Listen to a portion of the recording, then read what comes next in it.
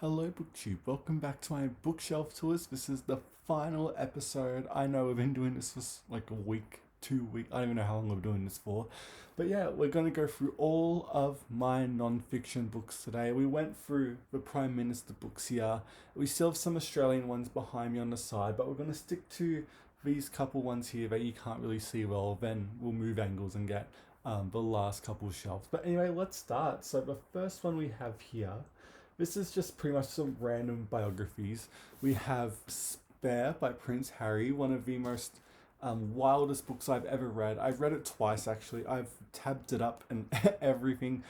If he ever does a second book or multiple books, because he has that publishing deal that apparently he signed multiple books. I'm so ready for it, to be honest. I couldn't even care about the royals, to be honest. We have that. Then we have one of my favorite, Jennifer Colster's Georgia Hare biography. Incredibly interesting. Probably the only biography that will ever be of Georgia Hare, but if you want a biography of Hare, this is like the only one you can do. We have that. Then we have Jeanette McCurdy's I'm Glad My Mum Died, of course. We have Lisa Curry. This is her a memoir, 60 Years of Love and Loss. Here, Lisa Curry is a famous Australian athlete, and she's had an incredibly interesting life, and so I have that as well. And then we have some Julia Child books, of course. We have Julia Child. This is her memoir. Oh my god, I forget what it's called. Here it is. My Life in France. Oh my god, I didn't even read the title, but My Life in France is one of my favorite memoirs ever. It's just incredible. And then I have her letters here as well. And then I have Know My Name by Chanel Miller, of course. Of course, this is probably one of the most famous modern memoirs ever. It's really harrowing reading. Then we have Romantic Outlaws. This is a dual biography of Mary Wollstonecraft and Mary Shelley. I love it so much. And if we move that to the side and we keep on going here, we have the Diaries of Helen Gardner. Of course, we love Helen Gardner's diaries. We then have Robert Hughes. This is Things I Didn't Know, another great memoir we love. Then we have a biography of Patrick White by David Marr. It's a big thing. You don't need to read Patrick White, he's not really that good, but this biography of Patrick White is incredible. We have that. Then we have The Letters of Henry Lawson, of course, a bit old, but it's still really good. Then an even older book here is The Letters of Mary Gilmore. We love Mary Gilmore. I've mentioned her on Auslit 101. That's where you may know her from, but we have that. And then this last little bit here is the Oxford Book of Australian Letters. This has everything: political figures, journalists, like everyone pretty much is in here, and it's a really good collection.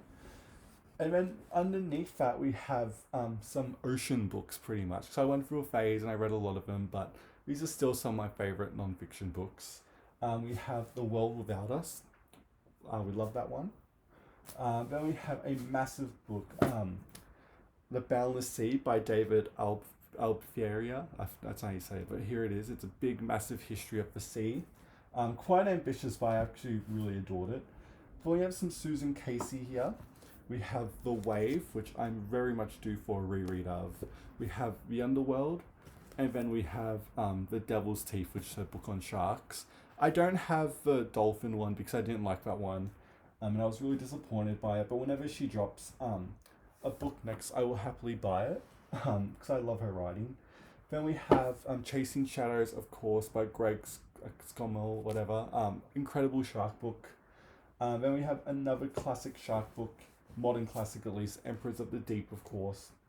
Then we have randomly in the shark collection, we have Animal Liberation by Peter Singer. And book that I should have really put on Auslit 101 because Peter Singer is Australian, but one of my favorite non-fiction books ever.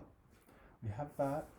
Then we have Close to Shore, and we have 12 Days of Terror, two books about the New Jersey shark attacks of 1916.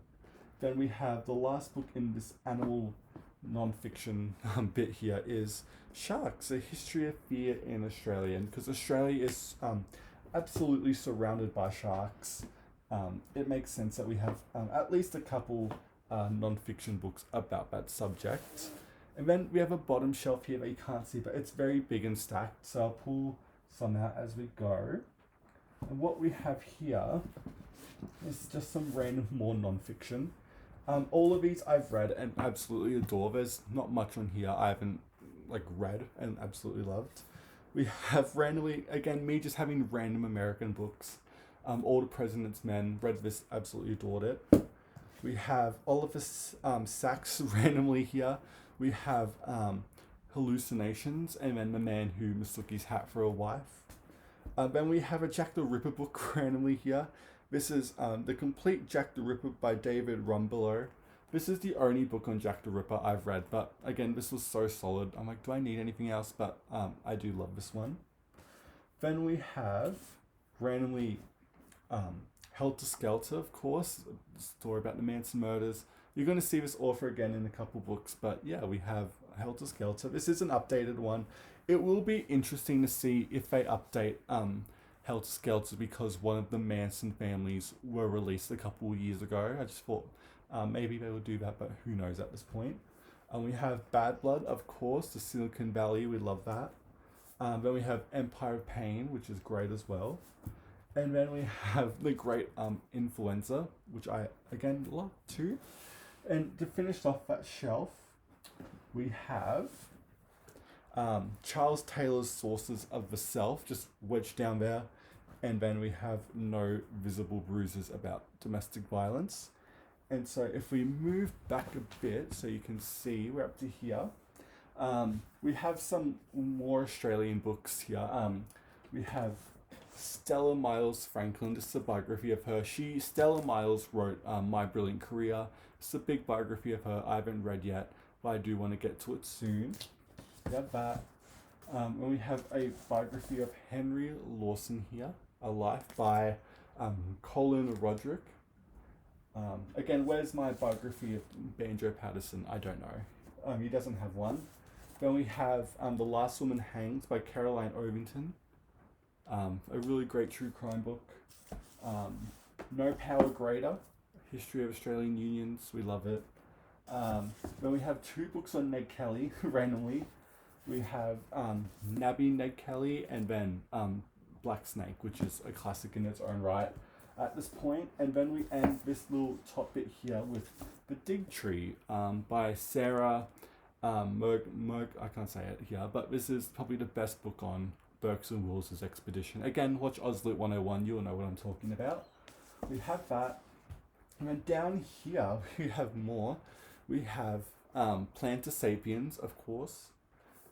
We have, again, random stuff here. Samuel Eliot Morrison's Great Explorers. This is very much the abridged edition. I've never found anything else by Samuel Eliot Morrison, but I always keep an eye out for him because I do love his writing.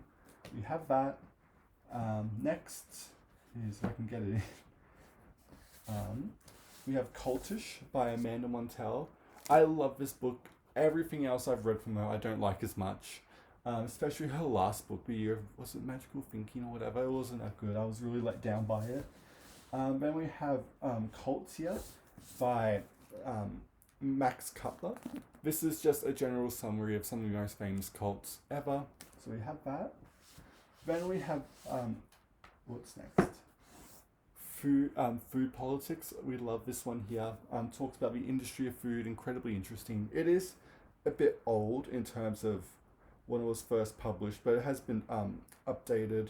Yeah, first paperback in 2003, but I know this has been updated because it's become a real famous book. We have that. Then we have Anti-Diet by Christy Harrison. Absolutely adore this book. She does have another book called The Wellness Trap, which is pretty much Anti-Diet too. It's not as good as Anti-Diet, but I feel like it still has a bit of good moments, but it's literally just read Anti-Diet instead. An incredible read. Then we have two more books on health. We have Why We Get Fat and What to Do About It by Guy Taboo. I can't say it, but again, incredible nonfiction about weight. I just love it so much. I love these books. I read these as a teen. Then we got The Big Fat Surprise as well, which is another favorite. And then the last book we have on this shelf, and this is a bit of a segue into the Christian nonfiction section here, but we have David McCulloch's Lower Than the Angels, A History of Sex and Christianity. It's a big paper, hardcover. Literally found it for $2. I was like, oh my god, because I never see his books anywhere, but I do have this and I loved it so much. Incredibly interesting. I need more of his books, but I just never see them anywhere. And then we've got a shelf below that you can't see. I'll get those out. We have some World War books starting pretty much here. Some Into the Beach. This breach, sorry. This is about what war? I should know. Anyway, it's about World War One. I can't remember. Then we have A World Undone by G.J. Myers. G.J. Myers. Great World War One nonfiction. I read a lot of World War books as a teen, but I kept the ones I like really. Then we have one of my favorite nonfiction books, Never Home Alone, about microbugs and how you should never feel alone because you're always with bugs, and I kind of love that. Then we have Caitlin Dowdy. She's the Ask a Mortician girlie on BookTube. I have two of her books. I have Smoke Gets in Your Eyes, and I have From Here to Eternity, which is her talking about other like deaf traditions in across the world, which is incredibly interesting. I used to have my Will My Cat Eat My Eyeballs, but I got rid of that one because that's more just a question and answer, and I love her more just straight ahead nonfiction books. I think there's rumors she's writing a book about the Titanic, which I can't wait to hear about more. But so I have two of her books. Then we have The Body Keeps a Score, of course. We have Michael Follett's Discipline and Punish, The Birth of the Prison, which I thought was incredibly interesting to read about. And then probably more true crime, probably my favorite true crime book ever, I'll Be Gone in the Dark by Michelle McNamara. I can't say her name, but incredibly interesting. This is an updated edition with what happened after this. I absolutely, it's a modern classic. Then we have Fabrics of Civilization, How Textiles Made the World by Virginia Postral. Yeah. Probably the only fabric book I own, but again, I could have more. Then we end this section here with 4 Days in November by Vincent Balowski, which is the same person who wrote Helter Skelter.